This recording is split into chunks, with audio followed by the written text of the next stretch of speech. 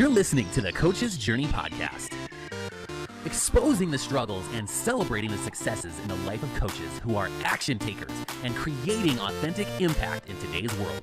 Whether you're just starting out, expanding your reach, or exploding your impact, you're in the right place right now. Stay tuned and be sure to subscribe to this podcast. Now, here are your hosts of the Coach's Journey podcast.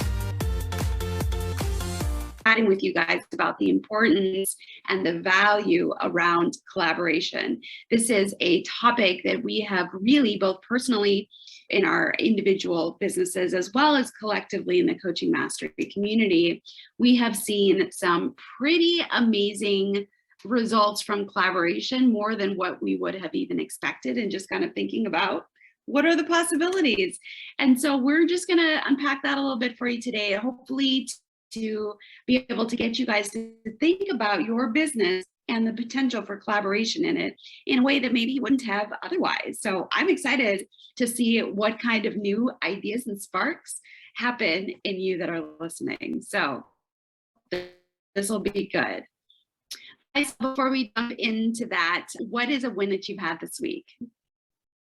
Many wins. I would say the biggest win, at least on the business side, which is around collaboration, is that we had a successful event in Denver and we were able to get a few clients onboarded, and just the whole process of working towards it and just doing the event and moving through it, even though there were some challenges here and there, we were able to work it out. And so that was a really good result. So I got to see Colorado, I got to meet you, I got to meet so many people, and then we had a really good turnout in terms of the clients and based on the number that we had, and also the relationship is ongoing. So those are great news.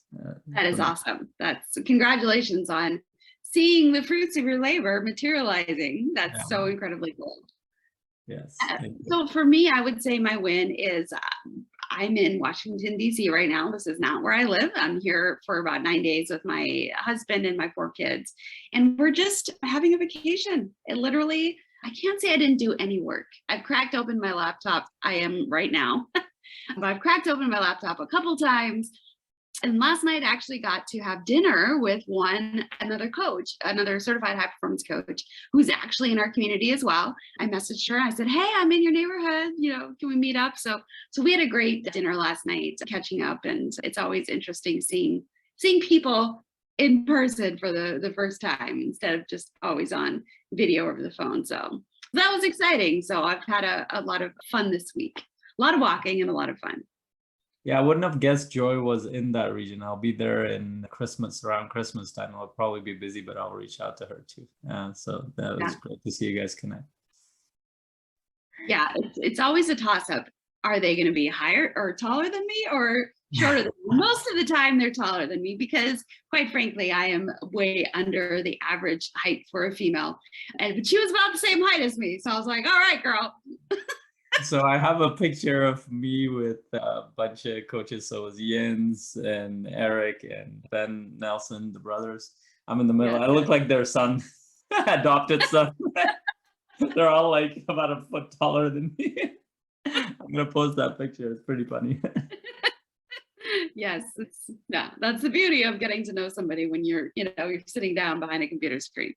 But also, they're leading into the conversation about collaboration. That's I think an instrumental part of our ability to collaborate is the increased accessibility of getting to know people and getting to see them. And there is another level, in my opinion, of relationship building when you're able to talk to somebody and see their expressions and see their body language and see them drinking a cup of tea and all of that different stuff. Like, you get to know them more than just as a voice behind a phone call. So I think the explosion of video, while there is a downside, which we can talk a lot of, spend a lot of time on, one of the things that it adds to our businesses, I think, is a stronger ability to collaborate. Yes, definitely. I don't know if in many of the, actually, that's a great point. I don't know if many of the collaborations would happen without video, to be honest.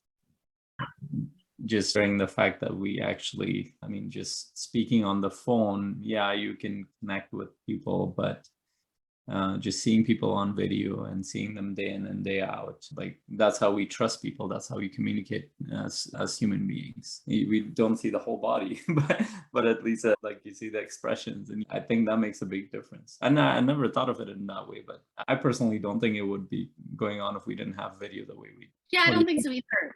It's in my former life as a psychologist and a mental health professional, there has been teletherapy, which literally was by telephone for, it's been around forever.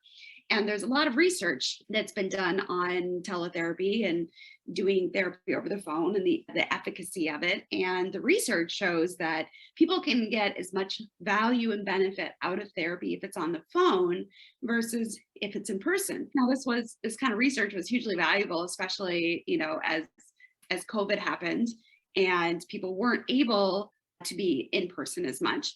And of course, over the years, that's also shifted to research around video therapy versus just telephone therapy. And so, I mean, the good news is if the efficacy of telephone therapy is just as statistically significant as regular therapy, why wouldn't video therapy even be, I think it's a smidge better, because there is much more of an opportunity to relate as humans with more of our senses rather than just listening. I have done some phone therapy or now phone coaching, and it is interesting that there definitely is a little bit of a difference I've noticed as a coach, but that's not what we're here to talk about specifically. But I think there's nuances to being in person, to being on video, to being, just hearing the voice, which I think is super fascinating.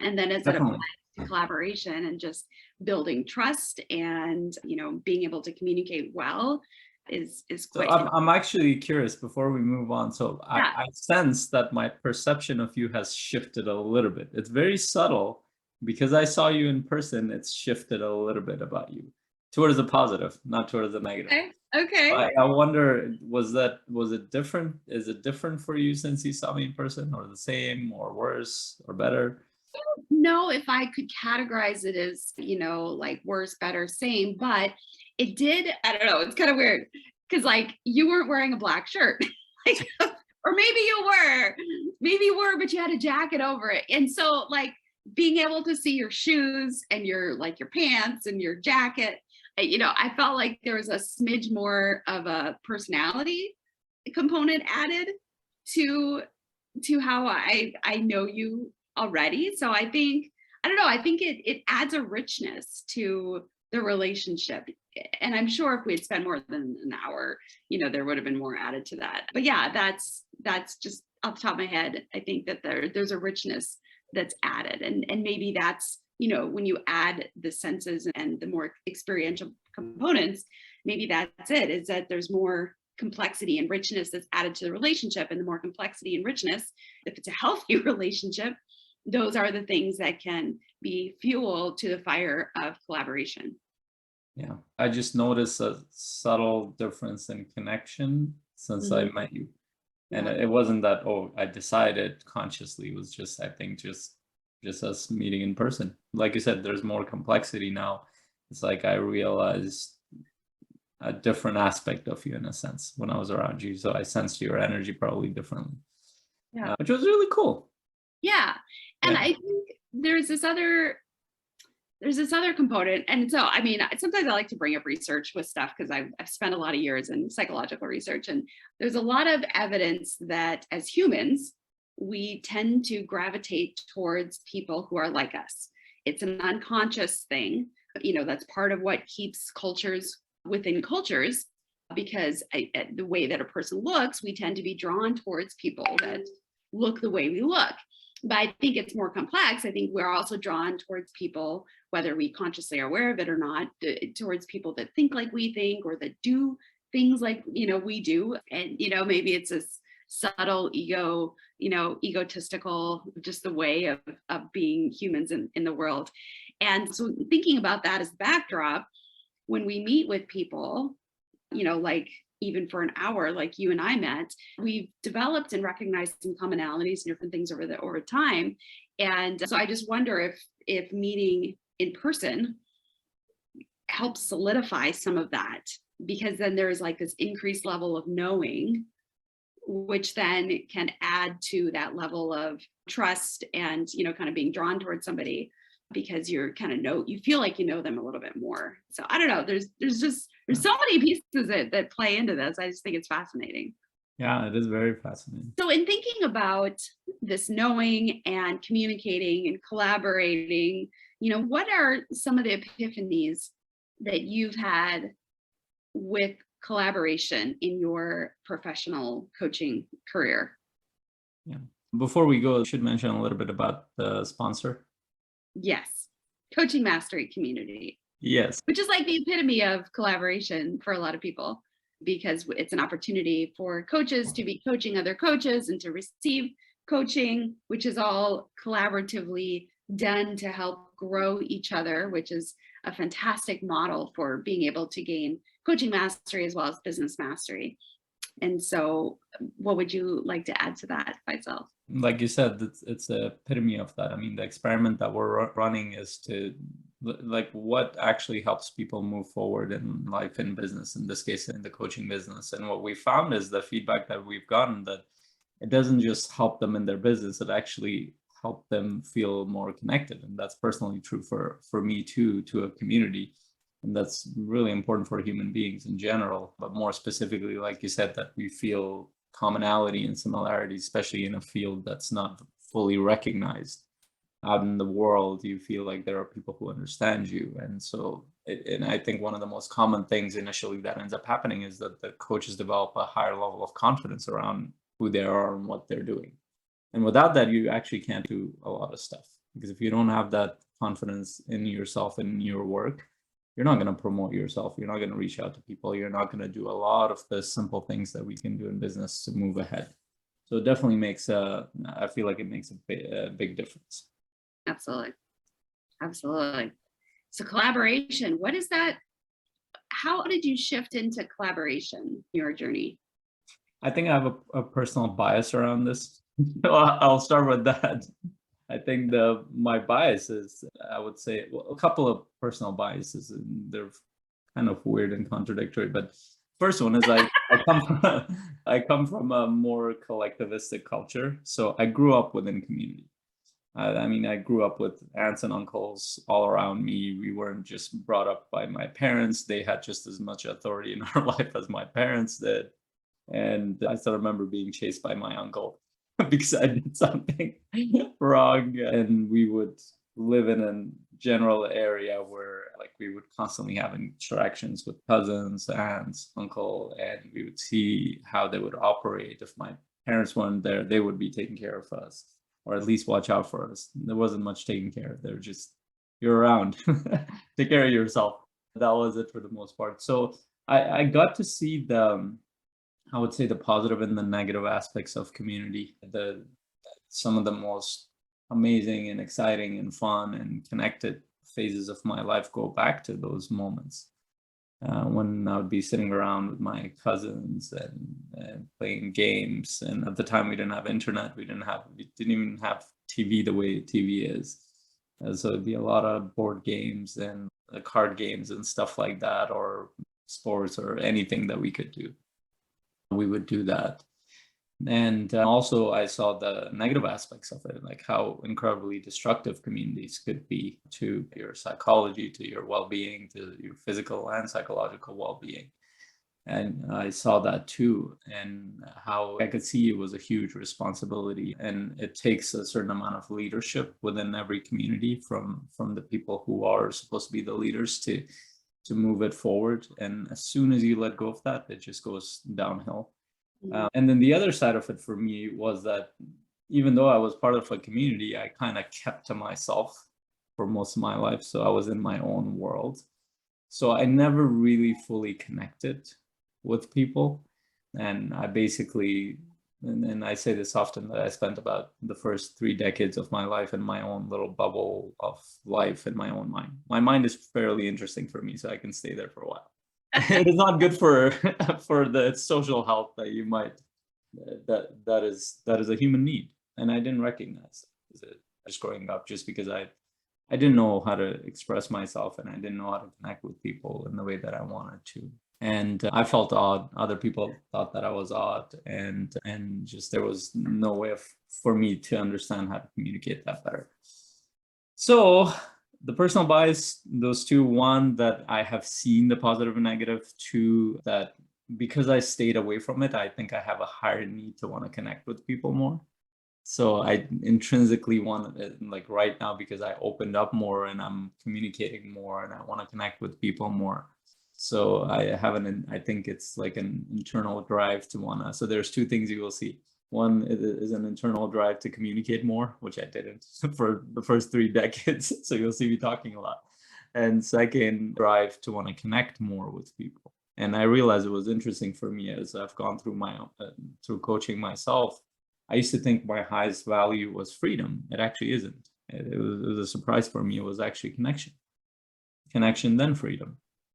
So that's the space, kind of the bias and the space that I come from. So I understand. So I am driven towards it. So I do want to see the positive in it. So there are obviously positive and negative in collaboration, community, and working with people.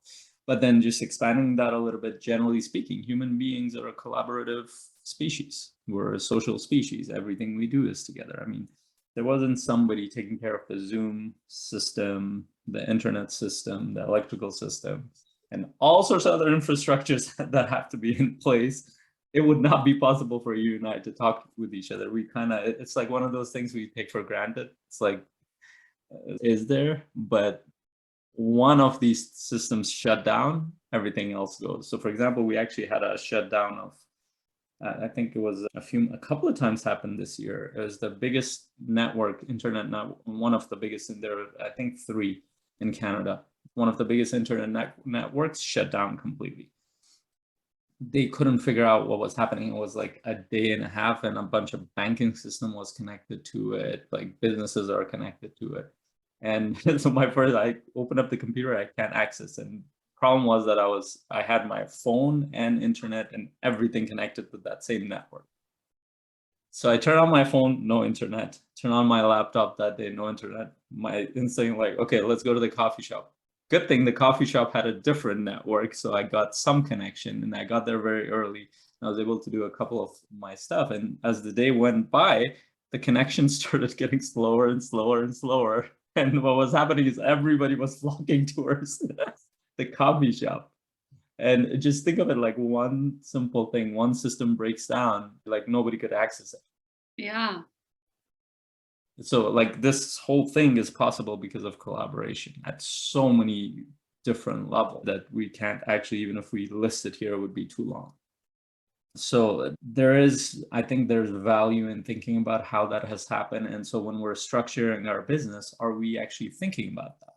And one other point might be is that I think there's an illusion that, especially people in the Western world, including me, I consider myself from the Western world too now, since I've been here for 20 plus years. The illusion might be because we're given this idea of individual. We do have an individual perspective, but our mind, and you can elaborate on that, our mind doesn't actually work in an individual way. It works in relation to other people's thoughts. Our language is not an individual language. I mean, you can invent it, nobody will get it, but our language is a common language. So our thoughts operate based on our environment. Our emotions are deeply interconnected to other people in the environment. So the fact that that's the case, as much as the idea of being individual is empowering, the reality is that we are an intricate part of the whole group or community that we're a part of. It might not be an actual community that we describe it, but we're interconnected. Any system that breaks down, any set of systems break down, our life will be affected terribly. So then, considering all that, are we thinking about creating those kind of collaborations in our business? And it could be different ways that you can approach it. But those are just high-level principles around how you can look at it, at least. Yeah, I as you were talking, I was thinking about some of the stories and messages that I've heard from other people over the years about different types of collaboration, as well as my own experiences And collaboration is a very broad term. You know, I have been in the position of being an employer. Right. That's a collaboration. What, you know, hiring people and we're trying to work together towards a common goal. That's a collaboration, you know, and or how about not hiring people, but hiring a contractor, you know, a 1099, as we call it in the US, somebody that, you know, is fully independent and you're hiring them to do a task or have a specific outcome. That's still collaboration, but it's a lot less of responsibility for the person who's doing the hiring or doing the paying in some respects. And so I'm just thinking through, like, there's a lot of different ways of collaborating. And then there's collaborating as like a joint venture where you have two people that are equally contributing to the development of something. And they're, you know, fully invested financially, you know, with energy, liability, but also the upside, you know. And so, for example, I'll and myself and a couple other coaches who, with the coaching mastery community, it's a joint venture. All four of us are fully invested and, you know, and contributing, and there's endless amounts of structure. But one of the things that's stuck out to me, you know, and it's one of those things that sometimes we hear somebody say something, they share an experience, or maybe it's not even their experience, but it's somebody else's experience, but they share a story with us because stories are powerful, and it lands and it keeps us in this perspective for quite a long time until something else comes to challenge that perspective. And it was simply this. It was probably about 16 years ago. And my husband and I were just starting to do real estate investing. And I don't even remember the scenario, but my sister, who's also an investor out on the West Coast, I think my husband and I were talking with her about something related to, you know, investing in a property with somebody else. And she's like, Sherry, and she told me this story about these two business partners that she had at just recently, who just were so hard to work with, who screwed things up, who, you know, made things more financially difficult for her for a period of time. And she's like, I don't remember what she said, but she said something to the effect of like, I would never have a business partner in investing again. And that scared me. I was like, oh my gosh, like here is somebody that's more experienced. And, you know, and so I was like, okay, we can't invest with anybody else. And like, that's just a decision and assumption I made for the next 15 years. And out of this story, this negative story, one that was laced with fear and, you know, and I didn't even know all the details, but it's interesting how we hear one little thing like that and we'll just make a quick decision about whether we will or won't do something, and then we'll just continue on without revisiting that decision and the justifications around it. So as you're listening to this, listener, what stories have you heard about collaboration, either the good or the bad? But I would say more about the negative things, the things that, you know, people have said to you about, oh, you don't want to be a partner with somebody, or you don't want to have to depend on other people for things, or you don't want to, you know, and some of the stories sometimes we tell ourselves are things like, nobody can do it as good as us. You know, and these are all stories and beliefs that we can have that will absolutely have the potential to impact our decision-making process. And so I encourage you, as you're listening, what are some of those messages or thoughts that you have and beliefs you have around collaboration and all the varied forms? And then is there the possibility that some of those beliefs are actually counterproductive to what you're really wanting to do with your coaching business? Yeah, I love that. You reminded me of something that Earl Nightingale, he shared the story, and he was talking about money and being rich, and how he would always hear stories, usually people who are at a lower socioeconomic level, these stories and these, he called them alibis, that rich people were this, or they were negative in this way and that way. And that might be true. Some of them, that's true, but they're alibis. They are some very subjective experiences. And we know that negative news spreads much faster and much farther than positive news ever could, because our brain is always protecting us and other people around us. We're looking out for what could harm us, especially if it's coming from somebody close to us who we might consider as a credible source. We'll take it as a fact. Mm-hmm. But it might be, like you said, you might not know the details of what happened in those scenarios. Like, for example, in my collaborations, there are a lot of negative aspects of it. I mean, we've seen a fair share of that in CMC. It's not all rosy. In fact, it's actually quite challenging to build something together with other people. And I think that's the primary reason I don't think people go towards it, because once you get into it, you see how challenging it is to kind of make a few people's mind merge together and work towards a common goal. It actually requires a lot. There's trust that needs to build, there's rapport, there's understanding each other's communication style, there's getting used to each other's behavior and skill sets and habits. There's setting up accountability. So many things have to happen for something to start to run smoothly. And that's a complex process. And so initially it goes very slow. But what most people don't take into account is that just because something goes slow initially doesn't mean it won't go much faster later. In fact, it could exponentially go faster later because you have that many people. And so understanding like whatever accounts that you hear from other people, and even in our own experience, are we focusing more on the negative aspects of a collaboration, or can we kind of pull out the lessons from whatever partnership or whatever collaboration we've had and see how we can make it work? And personally, for me, here are the reasons. Beyond the fact that I'm kind of intrinsically driven to go towards this, I see the advantages in terms of how I've designed my life and how I want it to go in the future. So primarily, I don't want to have to work all the time, to be honest. I want to build businesses. I want to create an impact in the world, but I don't want to be the person who works 100 hours a week or whatever. And that's actually a very common thing for many entrepreneurs. It's not an uncommon thing for entrepreneurs to work anywhere from 70 to 80 to 100 hours.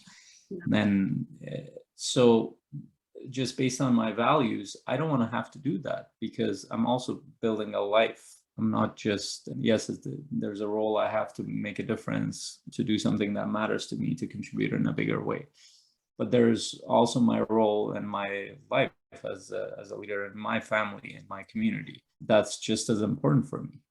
And if I'm spending most of my time in that, while that will still impact, because I'm bringing in resources and experience and other things, but I'm not there. And if you're not there, you might as well, like, you won't have any influence, you won't have any connection. And people just grow in their own way, whether it's your kids, your spouse, your family members, friends, or whoever that is part of your community. So for me, it's also a design thing, that if I'm going to do these big things and not put all my time bandwidth, then I need to leverage two things. One is people, the other one is systems. And essentially, that's what business is. So how can how can I get connected with the right people, and how can I build business systems around it? So it lowers my bandwidth involvement, but the impact is much more scalable. It's much, much higher. So if you are thinking about creating a business where you have different roles and responsibilities and you want to focus on those, then collaboration might be a better path for you. And we can talk about different aspects of it. Better path for you long term versus just, hey, short term, let's do this. And if that's not the case, and if you can work 80 hours per week, you can definitely build a business if you spend that much time and effort and energy on it. You can definitely build a business on your own, multiple businesses on your own, and you'll be just fine. Even then, you will need employees and other people, but that's but the kind of collaboration I'm talking about is, how can you get started, or at least at some point get involved with other people who have complementary skill sets, or grow or scale your business in the right direction that way. So before I go into that, any thoughts, Sher?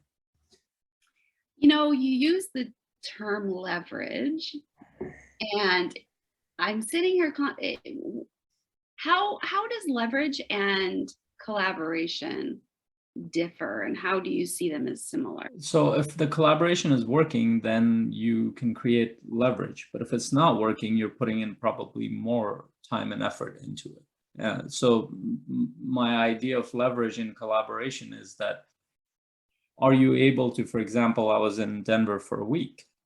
The thing that I was really happy about, and I was counting, is that I didn't hear a peep from CMC for the most part. I just had one meeting with one of the coaches who needed my support, but that was my project. But other than that, for example, Jeff and Daniel were running actually a major thing. They were doing the chain launch and they were doing a bunch of stuff. And I think you were away too. So I wonder how it was from your experience. I felt really good about that things didn't fall apart just because we were away doing stuff. To me, that's leverage in the sense that the business is still running. You don't need to be there all the time. Part of it is systems, but part of it is we know that people are going to be there to support our community members. And whatever challenges come, they will deal with it. So that to me was very amazing. And my idea of life is that I want to be able to go away for a month, not have to worry about my businesses. And while you can hand over a business to somebody, let's say a manager or somebody, that's possible as well. But I like the fact that we're equal partners or we're collaborators at some level, and we have a sense of responsibility towards it. In that sense, I like that model better than, hey, I'm just handing it off to a manager who's looking at it as just as a job. And I'm not saying you can't find managers who will have a higher work ethic. But just that's what I mean. And also beyond that, it allows me, because my time is not spent there, I spent a good week trying to build connections and relationships and building the other aspect of my business. And that's a collaboration as well with other people. That was very valuable time for me. And so if I didn't have that, more than likely I'd be sitting there trying to figure out what to do with CMC while I was there, or just completely shut it down, or not even worry about it, which is probably not a good model. So that's kind of how I look at it. What are your thoughts? Yeah, I just want to pull out, I think, a couple of the most important things that you were saying from my perspective for the listener. And that is that a really good collaboration is one where that there's leverage. And so however many people are in the collaboration, let's say there's 3, that there's not, a lot of duplication of efforts, that somebody's skill set of the first person is complementing then the skill set of the second person, which is complementing the skill set of the third person. And it's this idea that, the 3 of them are going to be able to accomplish more over time than each of them individually, because there's a synergy. And so part of collaboration is leveraging, but also recognizing within that collaboration that you are providing value to other people in a way that they don't maybe have already, as well as they are providing value for you. So it's a relationship where the people are serving each other. It's not a one-sided directional relationship. And so as we're thinking about, well, what would a collaboration look like? Who would I collaborate with? Those are really important factors to think about. And part of how my mind has been groomed over the last year or so around collaborations is very much in the investing space around large multifamily investing, because that's the culture of that type of investing, that one person really doesn't have the necessary skill set or bandwidth to be able to find, buy, and manage a really large investment property. And so there's the culture of collaboration. And so it's really interesting hearing about how people talk about it, because I think there's been a lot of value I've gotten out of that context conversation that I'm able to apply in other areas of my life. And they talk about things like finding, what are you good at? Then finding somebody else to fill in the gaps. Like that's the kind of person you want to find to collaborate with or to partner with. Because if you have the same kind of strong skill sets as they do, well, then there's a gap left of, something to be done, or they'll be fighting over who gets to do the thing that we're both good at. And so there's a lot of intentionality around how you pick your partners, which I think is the wisdom that I was missing 16 years ago when my sister was like, this horrible thing happened. I'm never going to do that again. Was like, oh, okay, I'm sorry that happened. And what lessons can I learn from that?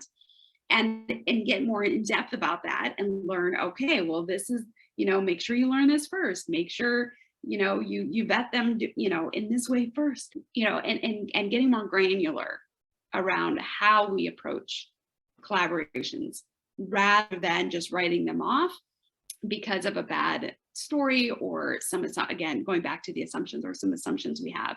So I think that the really strong question to ask ourselves is, what kind of collaboration makes the most sense right now in my business, in my coaching business? Where could I bring somebody in where we can mutually provide value to each other to be able to help both of us grow?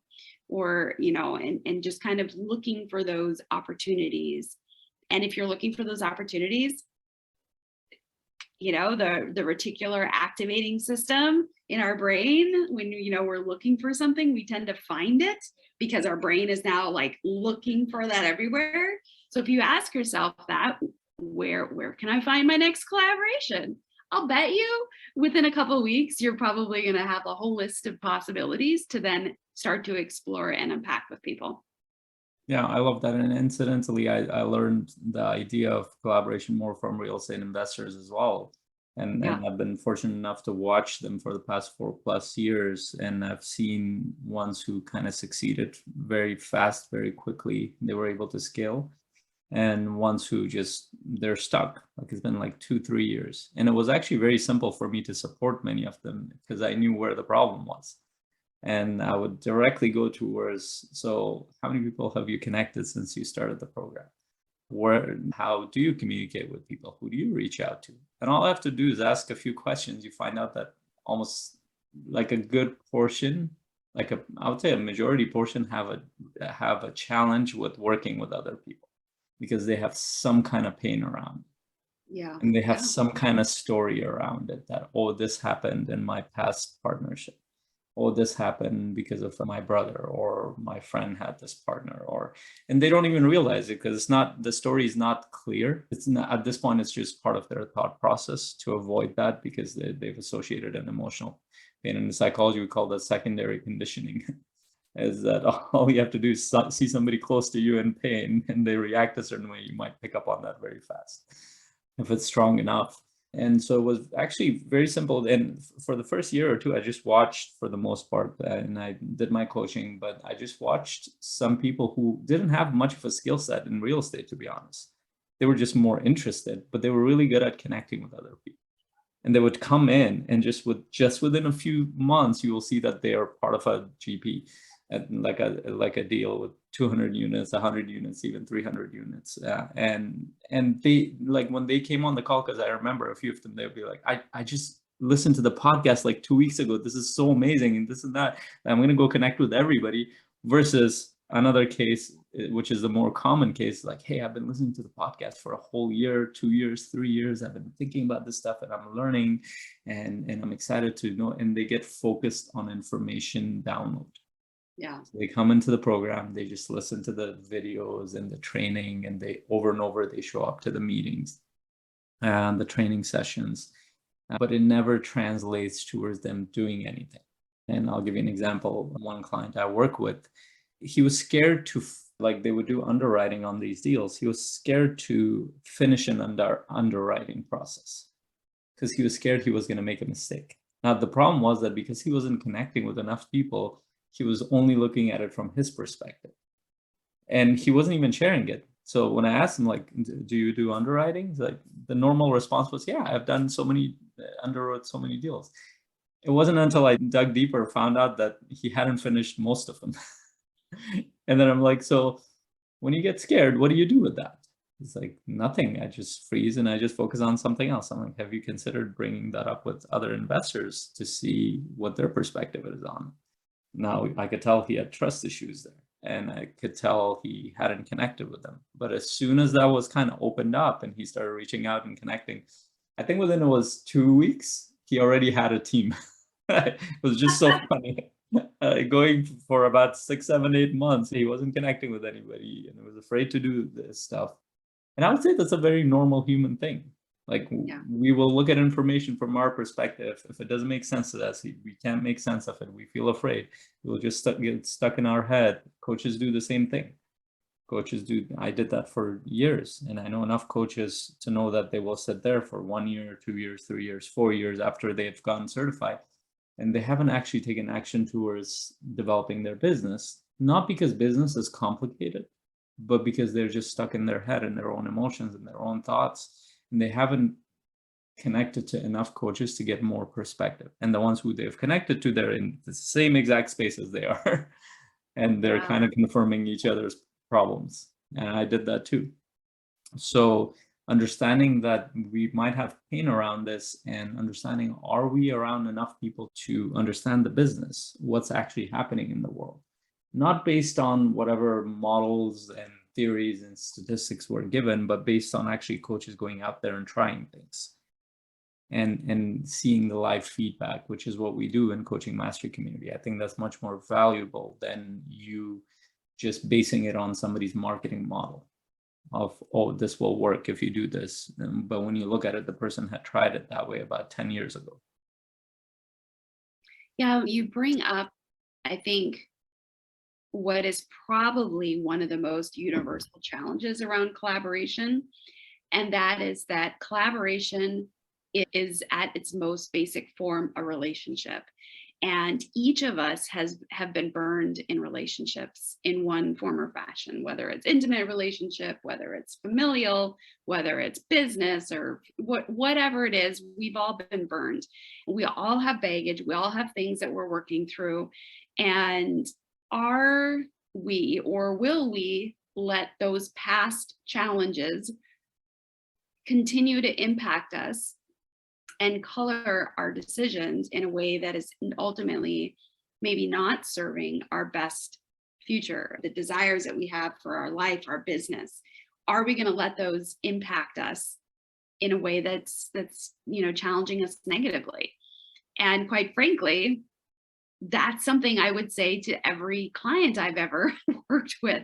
So we are no different than our clients, right? Like, right. So how can we continue to challenge ourselves as coaches to level up on our own healing and our own health around our relationships, so that we can, continue to best serve our clients by overcoming our own things? I mean, I even said a month ago, and I think Faisal was there, I was like, I've been burned by employees, like big time. And I still have some pain around that. And I'm like, I don't want to have any more employees right now. Nope. Don't want to manage people. Don't want to do it. And that's my own issue I've got to get through. And could that be holding me back? If I latch onto that stance, that pain, and don't work through it, is that something that could hold me back over time? It very well could be. I could be missing out on some opportunities. So we all have a way to level up and to work through things. So I challenge you, as you're listening to this, what is some of that pain that you can identify and start to work through, so that you are not automatically preventing yourself from seeing some of these really valuable collaborative opportunities. Yeah, and that's, I think at the heart of it is that, and I was in a book club conversation, we we're discussing this idea of, well, what has helped you grow? And my, like, when I thought about it, I'm like, the best answer I could come up with is that, the reason why I've been able to grow, not because I've read a bunch of books or I've gotten so much information that has helped. But the thing that has helped me grow as a human being is more that I'm painfully aware of my dark side. As you've mentioning, is that you have that pain, like, and that pain is very experiential. So it shifts your perception of how you see things, how you see people, how you connect. And I see that in people very clearly. So, and I've done this so many times. I will go into a conversation around something, and I used to have those thoughts. And one of the first thoughts would be like, is this person gonna screw me over in this way? Or is this person gonna do this? It was so automatic, as if this was a normal way of thinking about it. But over time, I realized that it had nothing to do with this person. It had to do with my own experiences. So I had to keep kind of interrupting those thoughts, putting a pause. But then I realized that other people have very similar thoughts. So I had to kind of do more, and this might be a technique or this might be a strategy, but I feel like I have to do some extra things for people to have more trust with me, so they can kind of get over it. Sometimes they're kind of caught by surprise that I'll give them a higher percentage in something, or I give them a bonus in something. But it kind of establishes a little bit of, like, they see like what I'm doing is not to take advantage of the situation, but to kind of work together. it's very odd, but it's simple, but it's not part of our normal psychology if we've gone through a period of pain in any relationship. And then over time, what ends up happening, and some collaborations that I've been wanting to do has taken like 8-9 months. And I know why. It's not because it didn't make sense. It's not because of any of that stuff. It's because the other person does not know how to trust. Yeah. And I've had to keep reaching out over and over and over and try to come up with different ways. But once they did, then they hesitantly move towards it and they finally see the result. They're like, okay, now I can move to the next level. And this is not just people like who are starting out. These are people who've been in business for a long time. And have $1 million businesses. Yeah, they build businesses, but they are like, and I've seen like how much they're affected by that because it shows up in their day-to-day life. They have a huge turnover. Like the people constantly leave because they don't know how to trust people. They don't know how to delegate, and they are the bottleneck in their business. So every decision has to come through, no matter how small, how big. It goes through them, and they're overwhelmed constantly. And if like that's not my idea of a good life, to be honest. Like I would rather let things go, even though it might be hard, than do things. So understanding that, and this is where for coaches are in a very good position to experientially move through this. And this is actually the work. When you do the work, you can support your clients in this space too. Yeah. But if you look at it from a mental point of view, oh, well, I've done that work. I've studied this stuff. No. When you're in your life, when you're trying to talk to somebody, what are the thoughts and feelings appear towards other people? How do you see people? Do you trust people? Do you see people negatively? Do you see the positive aspects of people? Do you see long-term things, or are you just reactively stuck in this cycle? And if that work is not being done, then you're not moving anywhere towards any kind of collaboration or relationships, whether in your personal life or professional life. Yeah, that reminded me. So I just kind of want to share this one thing. You, Faisal, and our listener, I've shared this with a lot of people, and they're like, oh yeah, yep, that totally makes sense. That I see people as approaching relationships in one of two ways. The one way is, I don't trust you. You got to prove to me I can trust you. Or on the other end of the spectrum, it's I automatically trust you until you prove that you're not trustworthy. And it's interesting because I think in general, people tend to fall on one side or the other. They either, I'll trust you until you screw me, then we're done. Or I don't trust you and you have to earn that. And so I think it's important for each of us to realize which end of the spectrum we're on, and recognize how that's going to impact our attitude and our entrance or our expansion around collaboration. And if you're approaching collaborations in a way that you've got to earn my trust, and versus I'm going to trust you and we'll see how this goes, those are two very different in collaboration. And so recognizing where you're at, and then also recognizing where the collaborator, your partner or partners are at, like what is their approach? Because if you guys are I'm biased a little bit towards, I tend to trust people until they show me that they're not trustworthy, and then I move on. But I think there's risks to both sides. But I want to kind of bring that awareness. I think it's important to recognize where we're at, where other people are at, and how that might present some challenges as well. And that philosophy goes back to what your disposition is in a given moment. Like, how do you react to relationships? And that will determine whether or not you will trust in the beginning or not. And by the way, just to expand that, trust might not be a binary on and off. So I'll give you an example. So there are people in my life that I trust them with my life, but I won't trust them with my business. That very true. Very true. I'll trust them with certain things. I'll trust them with my child, but I won't trust them to show up on time. It's the same with my certain people that I've collaborated with. I trust this person to add a lot of value, but I don't trust them to set up the system in the background because they're just not. So it's not like binary. And this is where like it takes time to get to know people and see where are their strong suits and where they fall short, and understanding that you have the same things. And like that's what being conscious means, and that's what having a deeper understanding means, is that you understand your own shortcomings and you understand that other people have shortcomings, and that's okay as long as we are anticipating those things. And that's where understanding comes in. When we understand each other, we can kind of fill in those gaps, not just in terms of skill sets and technical skill sets in business, but also in terms of how we feel, how we behave, and certain things that might not be like, for example, there are days where your energy might be really down, and I know that you might not be able to pick it up quick enough, but I could do that. And there are days where I can't do certain things, but I know that you can quickly adapt. Like we can rely on each other because we have certain strengths and abilities, but we also have shortcomings that we need to be kind of empathetic towards, because we're all kind of works in progress, no matter how we think of ourselves. So I think that might be a good place to, this can go on for a while. This is, I think, a very important conversation. Maybe another conversation we can have around this is, okay, how do we tactically move towards collaborations once we're aware of all these components? That could be one of our episodes in the future.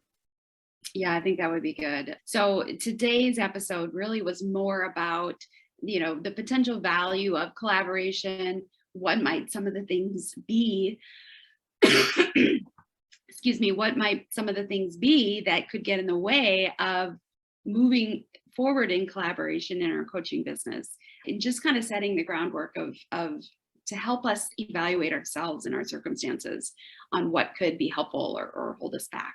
And we started to touch a little bit on some of the tactical things, but I do think that would be a natural next conversation. Is like, okay, if you're committed now, you understand the value, you want this, what particularly can you do, how to view it, how to find it, how to create it, all of those sorts of things. Because it's really, it is about risk mitigation.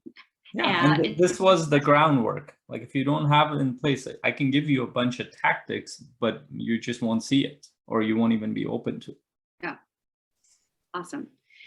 All right. So Faisal, any last parting words on collaborations? Yeah, I will say, and we didn't touch on this, it is, once you kind of connect with the right people, it's a lot of fun. It's a lot of fun. You develop relationships, you have fun together, you create joy. And then ideally, those kind of collaborations I love. You understand people's personal life, their path. You learn so much from people, because when you connect with people, you don't just connect at a business level. At least I don't. You get to know how they structure their life. You get to know how they connect with their spouse, their children, their family, their community. And you learn so much in the process. You challenge each other. And just the process of fun and growth, I think, and I've said this before, even in CMC, is like, even if this whole thing breaks apart, like, the journey has been so valuable for me, the learning journey, that this was so worth it. Yeah. And so I would say, at least in my experience, despite the challenges, it's fun, it's challenging, it helps you grow as a human being, as a leader. And I think for coaches, those are valuable values. Absolutely.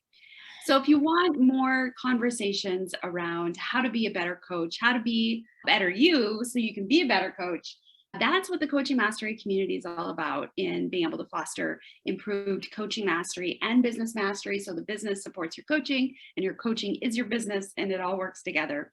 Also, we definitely have lots of conversations and actually do a lot of collaboration within the CMC, Coaching Mastery community. Something that sounds like it could be interesting for you, or you're looking for at this point, I encourage you to reach out to our website, coachingmasterycommunity.com, and click on the button to have a conversation. It'll be either with myself, Daniel, or Jeff, who are all leaders in the community. And we'll have a conversation with you about what CMC does, what it is, who we are, our values, and if it's a fit for you.